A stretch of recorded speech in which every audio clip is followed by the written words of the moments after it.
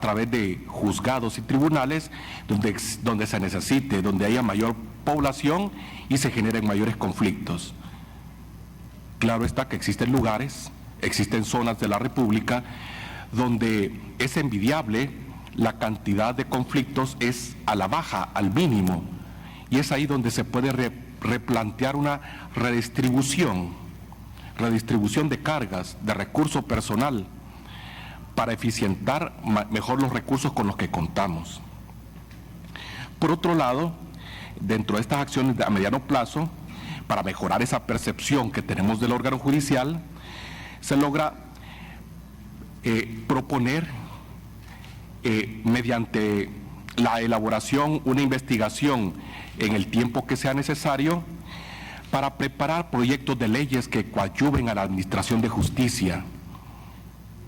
Hemos tenido reformas de leyes y cuerpos normativos principales, códigos importantes en diferentes materias, la más reciente, contencioso administrativa, la materia procesal civil, la materia procesal penal, pero nos faltan leyes que las acompañan para lograr una mejor eficiencia en cuanto a la administración de justicia. El ojo, nuestra primera vista, nosotros la echamos a la ley orgánica judicial. Está más decir que nuestra ley orgánica judicial ha perdido la armonía. Con tanta reforma necesita una actualización y una revisión. Es posible, solo es de sentarse y empezar a darle forma y coherencia para la redistribución de competencias, asignación de diferentes dependencias que coadyuvan a la administración de justicia. Asimismo, junto a esa revisión profunda de la ley orgánica judicial, para mejorar la percepción que pueda tener la ciudadanía y nosotros mismos como abogados de la comunidad jurídica, es bueno echarle una revisión, y más que una revisión, proveer una nueva ley del arancel de servicios profesionales de abogados y de notarios. Ponerlo de acuerdo a las realidades. Tengamos en cuenta que tenemos una ley de 1908. Está más decir que es una legislación que trata de regular otras realidades. No considero que sea justo para aquellas personas que incurran en gastos en la administración de justicia y que pues no puedan recibir o resarcir, al menos compensar un poco de la inversión que da con ocasión del proceso. Por otra parte, también proteger al usuario, a ese usuario, al destinatario, a las personas a cargo de quien corren las costas procesales, así también esos honorarios profesionales. Todo esto para que haya una justa competencia profesional, para evitar cualquier exceso en cuanto al cobro de estos servicios profesionales. En general, pues estas son las grandes directrices, respondiendo como la primera interrogante, cuál es la apreciación y cómo podríamos mejorar esa visión. No está más decir que existen otras acciones de carácter administrativo, pero estas ya caminan con el tiempo y con personas encargadas en cuanto a la facilitación de todos estos mecanismos de carácter administrativo. Pero que en lo que respecta al campo jurisdiccional, considero apostarle a estas principales acciones. La siguiente cuestión es en cuanto a la hoja de vida personal y profesional, que consideramos importante destacar. Esta es, digamos, el punto medular de toda la discusión, sobre todo la propuesta que nosotros traemos y que cualquier candidato tiene que demostrar si tiene esa idoneidad, si tiene esa competencia notoria.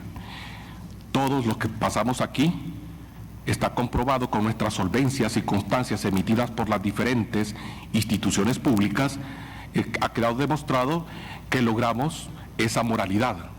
Pero ¿qué hay de la competencia notoria? Comencemos paso a paso. Tengo una experiencia en la actividad del órgano judicial de más de 25 años, comenzando desde la etapa estudiantil que tuve la dicha de ingresar al órgano judicial, desempeñándome como colaborador jurídico en juzgado de primera instancia. Con el tiempo, debido a esa inquietud, a esa respuesta, a la actividad que demostré, pues el juez que estaba a cargo en ese momento tuvo a bien proponerme para una cámara de segunda instancia como colaborador jurídico. También pues ahí trabajé durante el tiempo que fue el necesario para comprender y absorber esa información ya en un ámbito de la segunda instancia.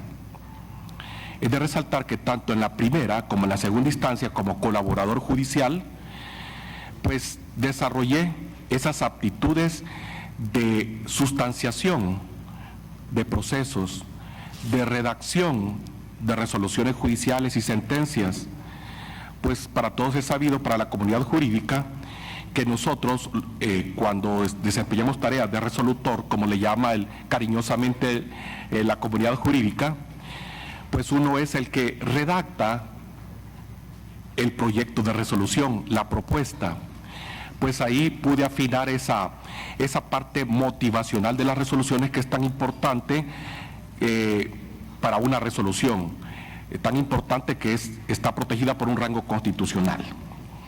También me desempeñé dentro del órgano judicial como secretario judicial de primera instancia. Bonita experiencia.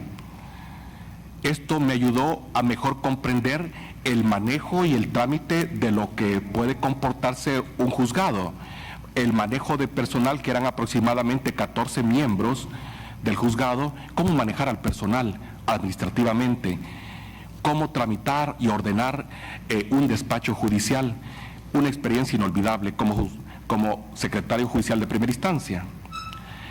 En la actualidad me desempeño como colaborador jurídico en el Centro de Documentación Judicial. Pues para los que no estamos familiarizados, esta dependencia de la Corte Suprema de Justicia tiene como objeto principal, como finalidad, además de recopilar las resoluciones de las cámaras de segunda instancia, las diferentes salas de la Corte Suprema de Justicia y la misma Corte en pleno, también nosotros analizamos, sistematizamos y pues damos un producto final que es las diferentes publicaciones en diferentes medios, ya sea virtuales, a través del internet, a través de la documentación de las revistas judiciales y pues toda esa documentación que coadyuva a la exploración de los criterios jurisprudenciales. El Centro de Documentación Judicial está compuesta por diferentes áreas, de acuerdo a las diferentes dependencias. He tenido la dicha y la fortuna de haberme desempeñado en todas y cada una de ellas, en el área contencioso administrativo, en el área constitucional, en el área civil y mercantil, familia y también penal. Eso me ha dado una riqueza en cuanto a la información que uno puede obtener del sentir y el pensar de nuestros jueces y magistrados a nivel judicial. En cuanto ya a la experiencia profesional como abogado, quiero aclararles, porque por ahí más de alguna persona me ha puesto o me ha encasillado como abogado civilista. Y para los que somos estudiosos del derecho, vengo a dar mi percepción. Más que abogado civilista, me considero, me ubico dentro del ramo de abogado procesalista. Concepto novedoso, abogado procesalista.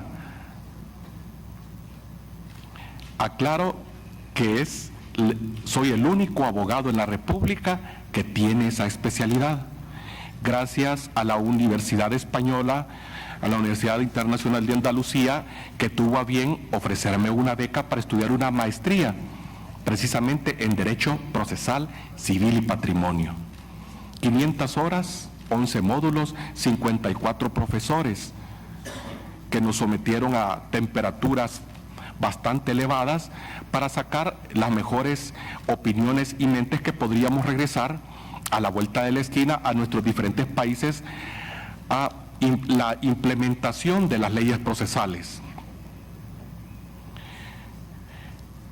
También en el campo académico, antes de llegar, por supuesto, a la maestría, tuve a bien cursar mi licenciatura en Ciencias Jurídicas en mi alma mater, la Universidad Dr. José Matías Delgado, la cual le guardo un gran cariño, donde me desempeño actualmente como docente desde el año 2001 a la fecha, a la cual le debo tanto el crecimiento profesional, espiritual y formativo, ahora como docente.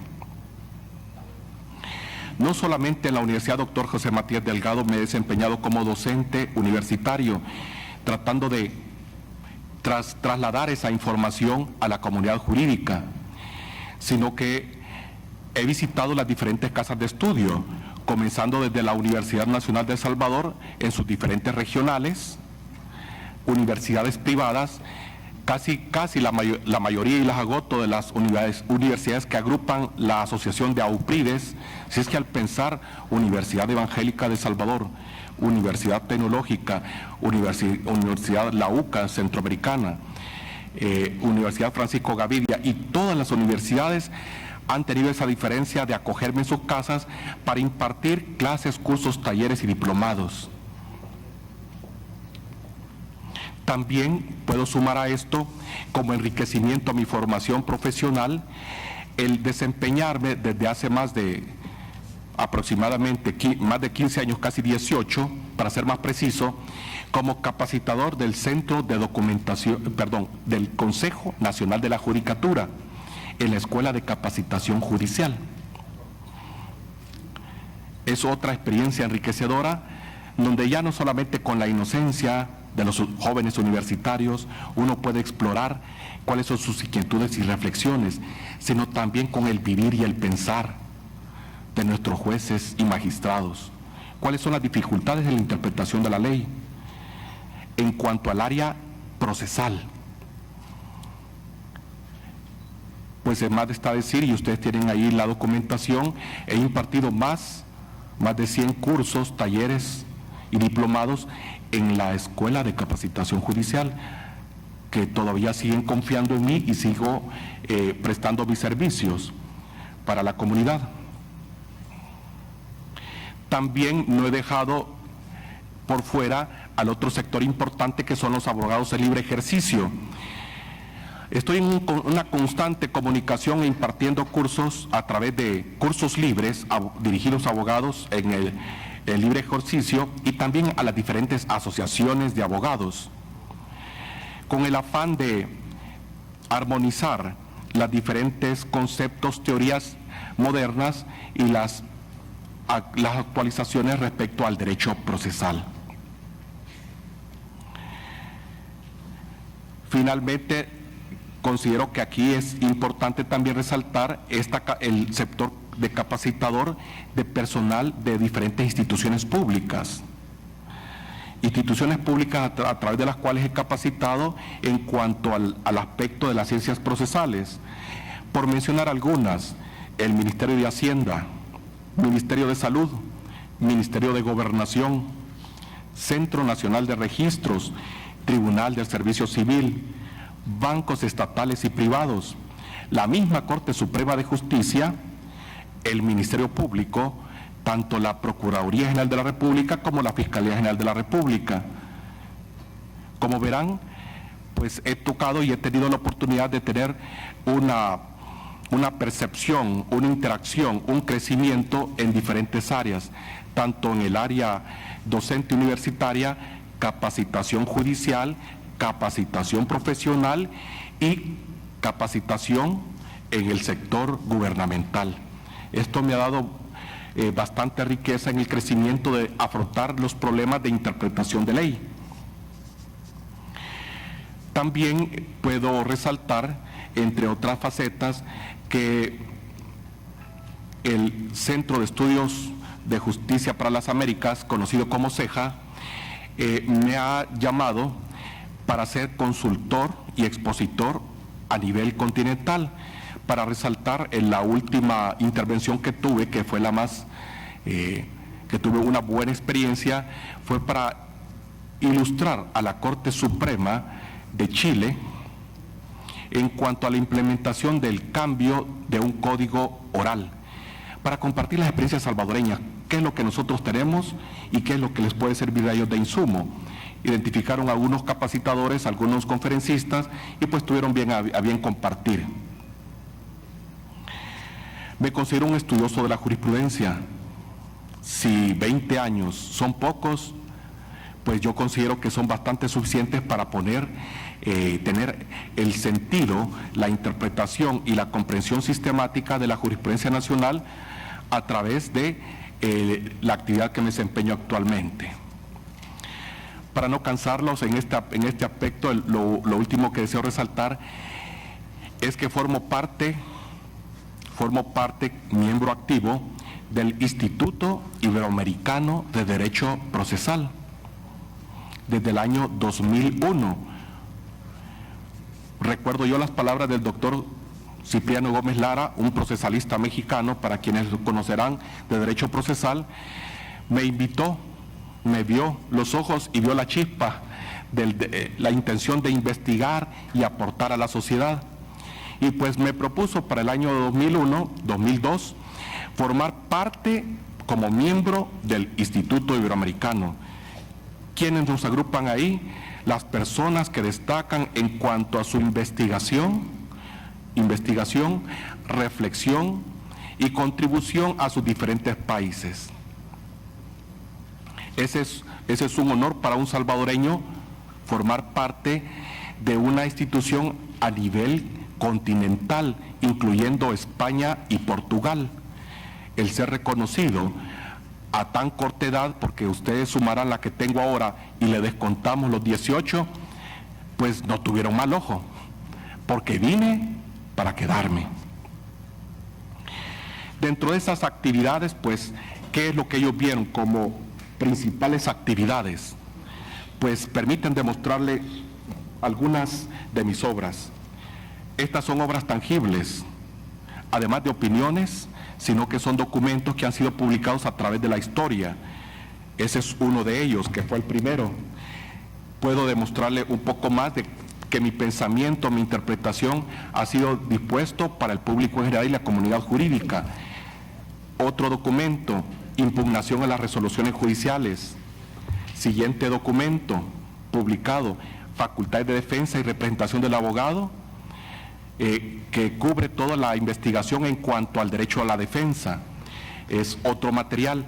Les muestro esto con la intención de que ustedes vean que mi interpretación, que mi pensamiento ha sido difundido a la comunidad jurídica, y pues para hacerlo plausible, para hacerlo extensible, es importante que hay que ver para creer. Esta es otra de las obras que he publicado y sigo sacando, van a disculpar, pero ver para creer.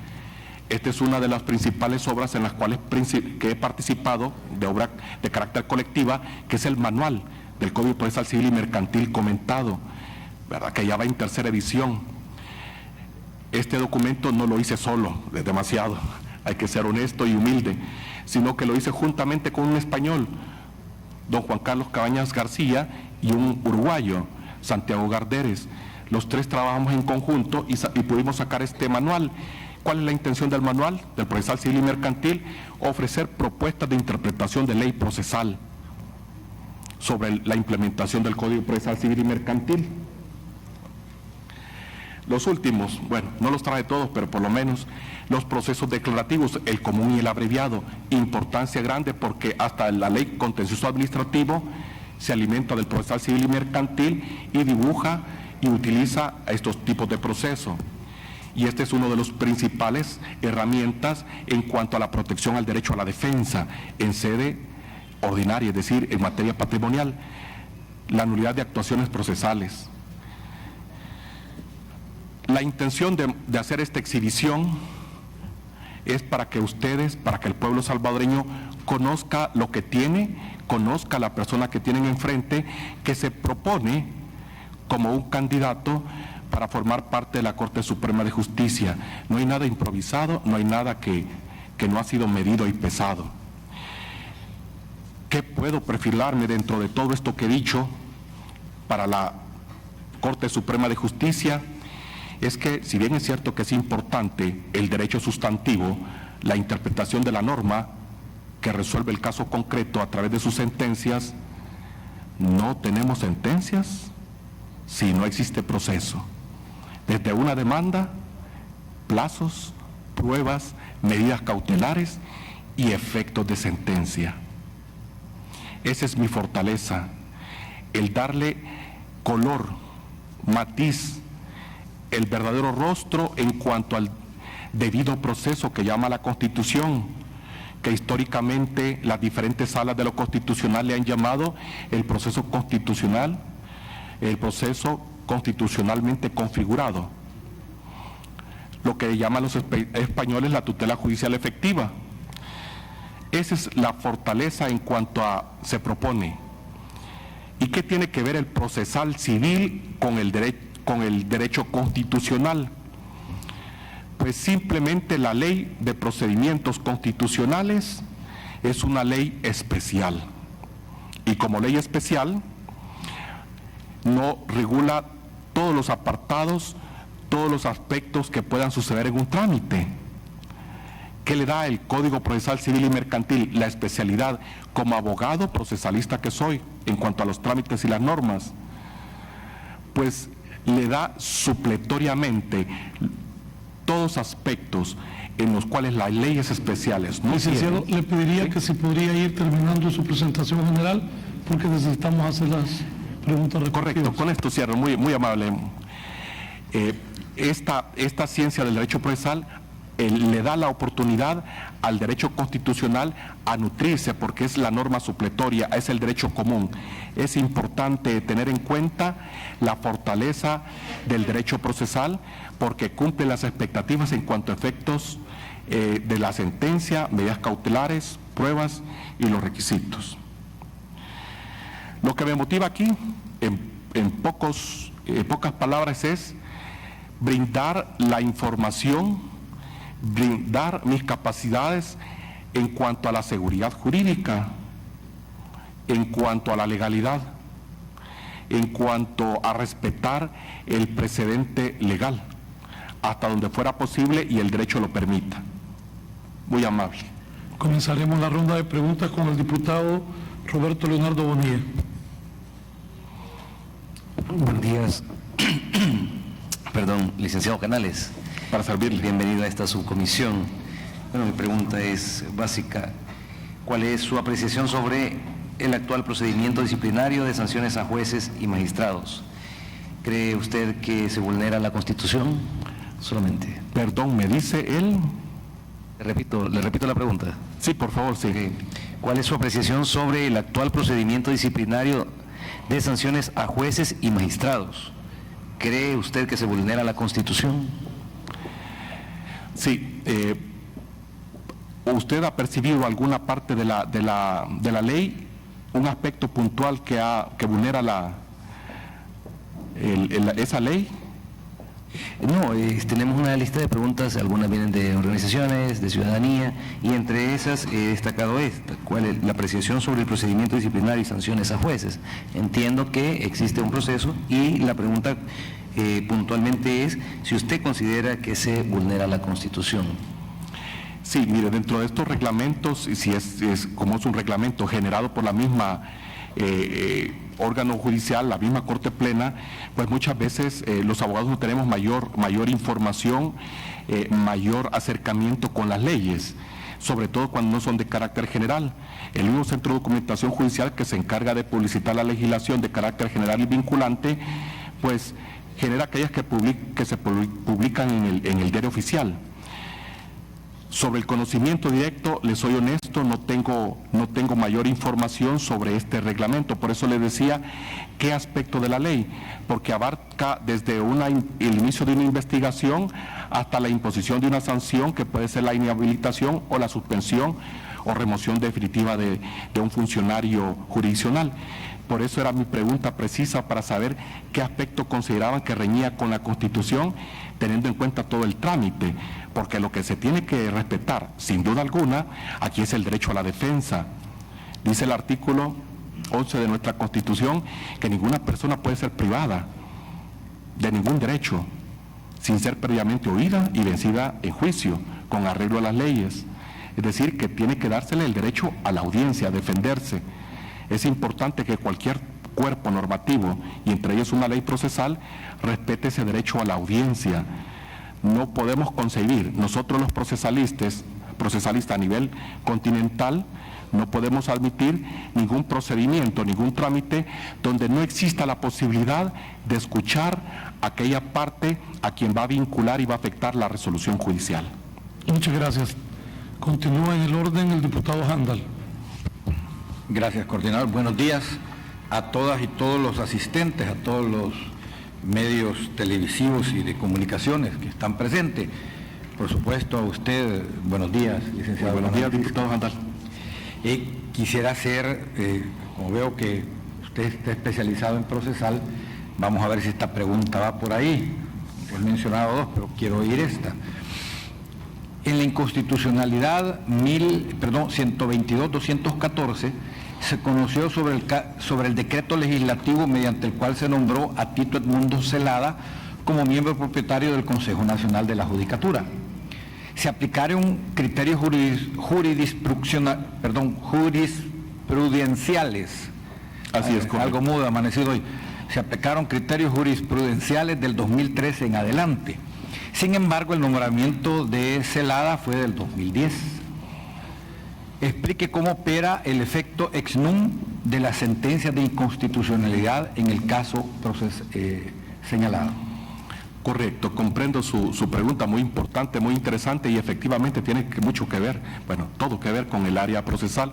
Los efectos que produce una resolución siempre son a futuro, siempre son a futuro. Dependerá del aspecto que resuelva la sentencia, son parámetros a respetar por la ciudadanía, por la colectividad general. Si no se tiene un conocimiento, pues no se sabe cuál es el límite máximo o mínimo a respetar, a considerar para, en este caso la Asamblea tuvo a bien elegir en esa ocasión, en ese periodo, a una persona con las cualidades que tenían y contaban en el momento. ¿Qué sucede con esa sentencia que aplica criterios que no habían sido tomados en cuenta o que no se han publicitado ni vertido al momento de la elección? Es precisamente en estos casos, como todo jurista o abogado, sabemos que ante toda regla general tiene sus excepciones, tiene sus matices, no hay reglas absolutas. ¿En qué sentido? ¿A qué me refiero? A que, si bien es cierto, no existía un conflicto, no existía una pretensión constitucional hasta el momento de la elección del funcionario, del cual tuvo un desenlace no deseado para él. En este caso, los criterios estaban en la Constitución, y si no habían sido explorados, no habían sido cuestionados, es porque no se le había dado contenido a la norma. ¿Cómo lo digo de otra manera? Si bien es cierto, la norma, la Constitución tiene toda ese articulado, el hecho de que algunos de sus artículos, algunas de sus disposiciones, derechos, garantías, atribuciones y competencias no hayan sido explotadas, no hayan sido promovidas, no significa que no existen o no tengan un contenido real constitucionalmente. Por lo tanto, considero que es una aplicación, excepción a la regla, en cuanto a que aparentemente se ve un efecto hacia el pasado, pero realmente es el criterio ya se pudo haber mantenido latente y fue utilizado hasta el momento de la pretensión constitucional. Sigue en el orden Juan José Martel. Gracias, señor coordinador de la comisión. Una de mis preocupaciones fundamentales es que la justicia en nuestro país ha estado deformada, ha estado prostituida por una parte por el dinero y por otra parte por los políticos. En los últimos tiempos creo que se están haciendo avances importantes para garantizar sacar la justicia de esa negativa influencia política partidaria que ha tenido a lo largo de los años. Pero todavía no logro ver con el mismo entusiasmo el lograr que tengamos funcionarios independientes del dinero, que van desde un rico de pueblo que compra al juez de paz hasta grandes corporaciones nacionales o transnacionales que buscan muchas veces poner la justicia o el sistema judicial o el entorno de la seguridad jurídica de un país en acuerdo con las altas esferas de que toman las decisiones. En ese sentido, quiero retomar una pregunta que me parece muy bien hecha del movimiento Ciudadanos por una Corte Independiente. Se la voy a leer. Está dirigida a todos los candidatos y tiene que ver con los valores éticos. ¿Qué debe hacer un juez al enfrentar presiones indebidas de parte de funcionarios públicos o particulares que van en contra de su independencia? ¿Dispone el juez de suficiente respaldo en estas situaciones? ¿Cómo se resuelven estas situaciones según su conocimiento? Dejo esta pregunta que la tomo del movimiento Ciudadanos por una Corte Independiente, que nos ha hecho llegar un cúmulo de interesantes preguntas que al menos a mí me están sirviendo muchísimo. Agradezco, diputado Martel. Una pregunta también bastante interesante gira en torno al concepto de independencia, la independencia judicial, que no se vea menoscabada o perjudicada a través de diferentes presiones viniendo de cualquier lado de donde venga. Para estos casos es importante tener en cuenta las acciones y el perfil, y es precisamente por eso que estamos acá, de una persona, para seguir esa trayectoria, esa hoja de vida, esos principios y valores que se demuestran a través de la moralidad de una persona, que pueda ser lo suficientemente independiente, que no pueda ceder ante presiones, venga de donde vengan, y que sepa aplicar la ley. Esto nos sirve para tener en cuenta que procesos como el que estamos viviendo en este momento, en el cual estoy participando, se puedan explorar cuál es el sentir y el pensar, y de frente a la población sepan quién es el funcionario que está llevando. Es importante la publicidad, el difundir, el divulgar quiénes son las personas que van a utilizar cargos de decisión e importancia. Para el caso de un juez, el Consejo Nacional de la Judicatura es el encargado de divulgar quiénes son sus prospectos para ser funcionarios públicos, demostrar cuáles son sus cualidades. Prácticamente el analizar, el verificar esos cumplimientos es el que nos puede dar la respuesta. Muchas gracias. Sí, en el orden, el coronel Almendares.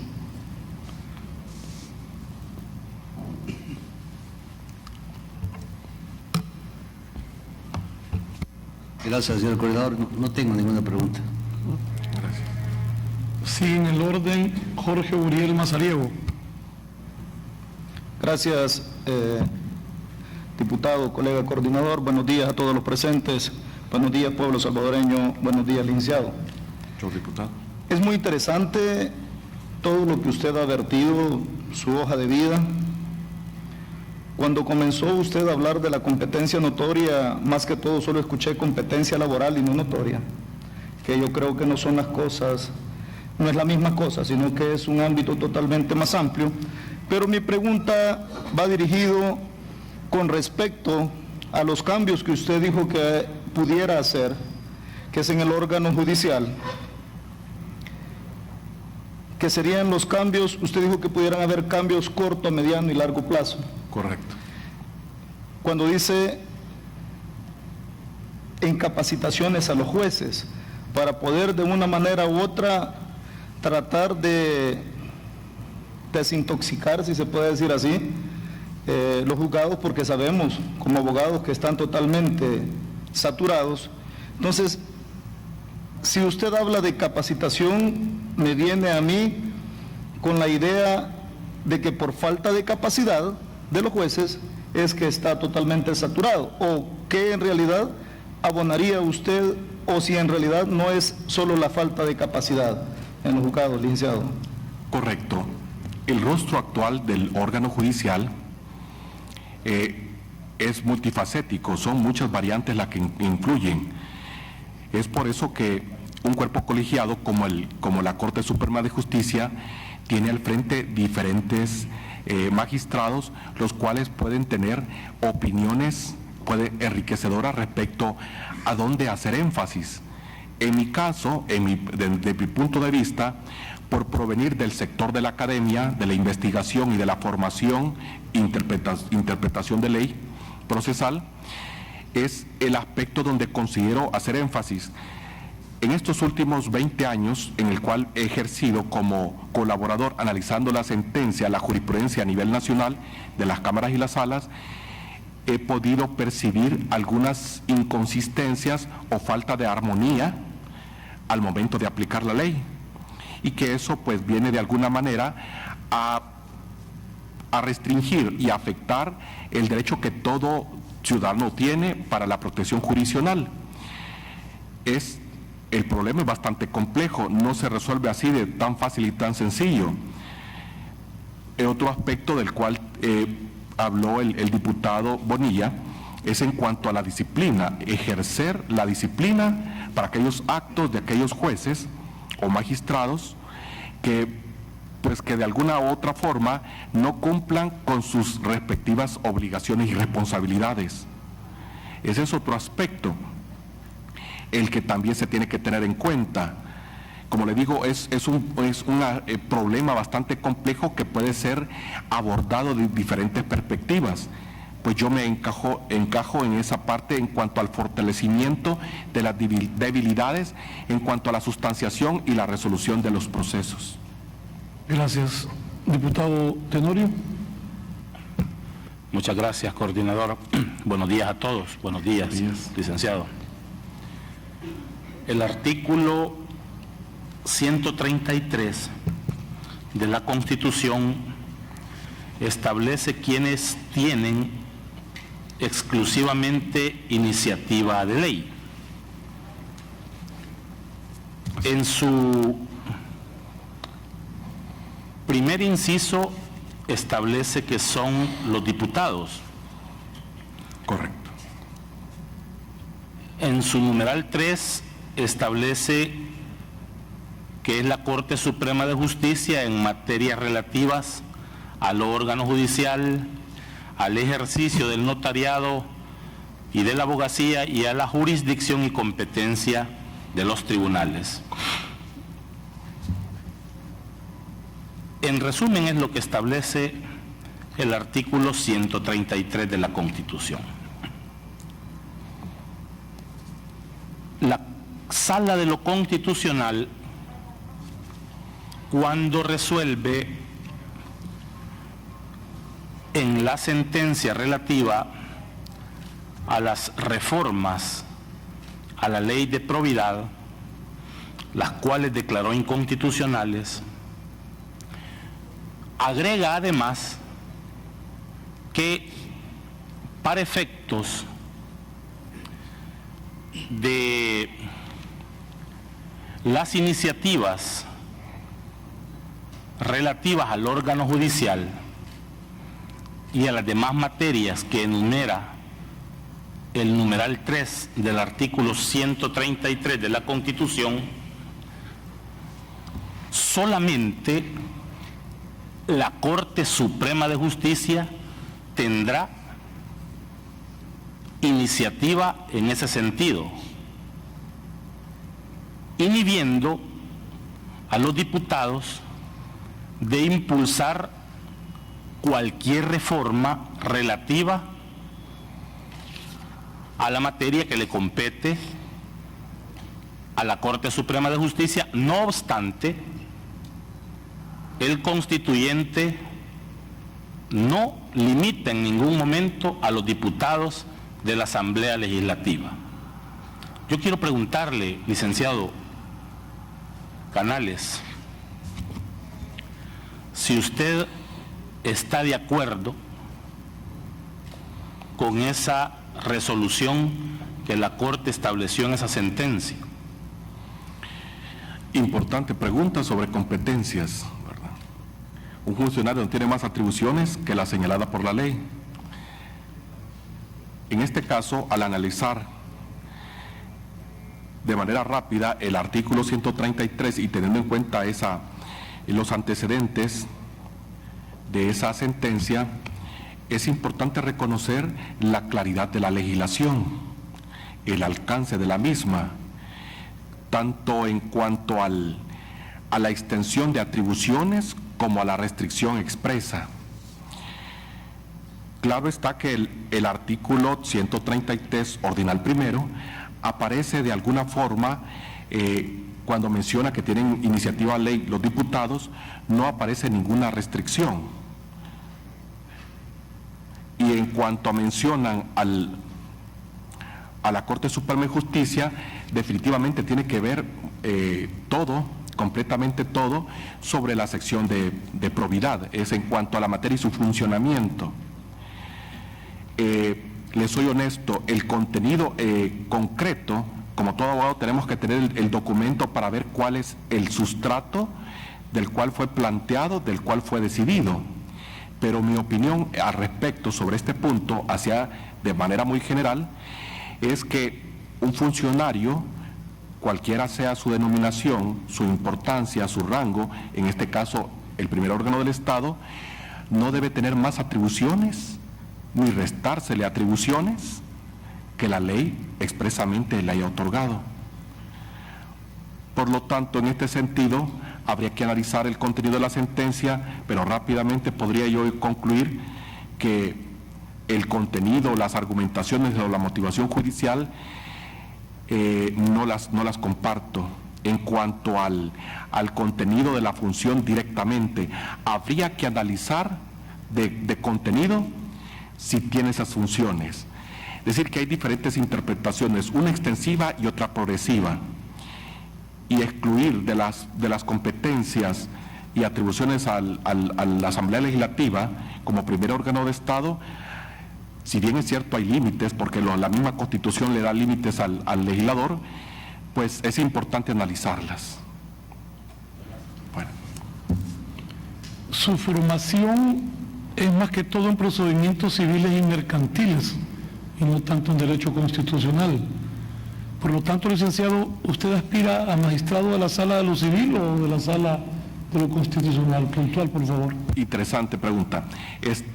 Mi postulación, sobre todo, me ha traído acá a postularme como magistrado de la sala de lo constitucional, porque si bien es cierto, a través del tiempo hemos tenido diferentes magistrados, unos destacados más que otros, han tenido una formación estrictamente de norma sustancial, de norma de interpretación de la Constitución, pero no podemos descuidar también el otro músculo importante, que es la parte procesalista, es decir, la formación y el trámite del proceso, de los diferentes procesos constitucionales. El procesal civil y mercantil es la norma supletoria, cumple y completa lo que dice el proceso constitucional, y es de ahí mi formación y mi llamado a formar parte como candidato de la sala de lo constitucional, perfectamente en la sala de lo civil, pero la motivación es en cuanto a darle ese reforzamiento, legalidad y seguridad. Nos queda claro para qué sala está aspirando. Gracias. Sí. Pasaría a preguntas del público. El ISD le pregunta cuáles son las condiciones principales que ponen en riesgo la independencia judicial y qué medidas propondría usted. Sí, la independencia judicial puede tener muchos riesgos, y entre ellos nosotros podríamos resaltar los principales, como muy bien lo dijo el diputado Martel, en cuanto a las presiones que podrían haber de hecho, ¿verdad?, de diferentes grupos. Bueno, dependiendo de la cercanía que tenga con las personas o los grupos sociales, y ya no digamos el perfil, la persona, pueden haber diferentes aspectos que puedan influir en cuanto a la independencia. ¿Qué es lo que nosotros proponemos para hacer un tamiz o un criterio para seleccionar mejor al funcionario? Pues efectivamente explorar diferentes criterios en cuanto a evaluaciones, no solamente de conocimiento, sino también perfiles de carácter psicológico y vocacional. Eso es importante, porque el ser funcionario, al igual que ustedes, y mi aspiración en este momento es servirle a la nación, servirle a la patria. Esa es una vocación. Voy a cerrar con la pregunta que le hace Manuel Escalante de la IDUCA. ¿Cuál es su opinión jurídica sobre el sentido y los efectos del principio de progresividad de los derechos humanos? Perdón, el principio no es... De progresividad de los derechos humanos. De los derechos humanos. Sí, es una pregunta que ha estado bastante interesante. Es de tener en cuenta que cada derecho, pues, va aspirando a ser un derecho concretamente a respetar en la norma constitucional, y que tiene que ser en cuenta y tiene su origen como un reconocimiento en la comunidad internacional o en el sector académico, y sobre todo los especialistas en derechos humanos, como aquel aspecto que pueda ayudar a formar parte integrante y aspirar a ser una categoría, además de ser una categoría jurídico protegible, incorporarse como un verdadero derecho constitucional. Es importante tener en cuenta pues ese cambio y responder a las necesidades salvadoreñas. Muchísimas gracias, licenciado Francisco. Les agradezco la oportunidad, tengan la plena confianza que su servidor puede brindarle a la Corte Suprema de Justicia seguridad y legalidad. Muy amables.